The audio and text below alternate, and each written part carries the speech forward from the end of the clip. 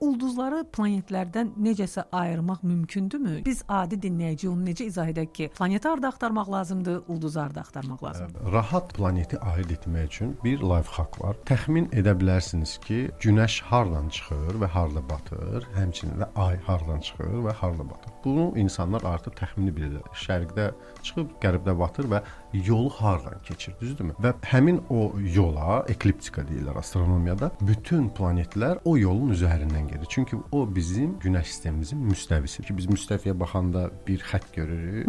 Bütün planetlər də o xəttin üzəri ilə hərəkət edirlər. Yəni siz başqa yerdə qırmızı nəsə gördünüzsə, bu ulduzdur. Antares var, Betelgeuse var. Bunlar qırmızı ulduzlardır. Bunlar görünürlər və qırmızı kimi də görmək olur olar. Ona görə də səhv salmamaq üçün təxmini bilməlisiniz ki, aha, bu yolla Günəş və yaxud ay gedirsə, böyük ehtimalı bu planetdir. Parlaqdırsa, şəhərdən görünürsə, çünki planetlər şəhərdən görünür Saturna qədər.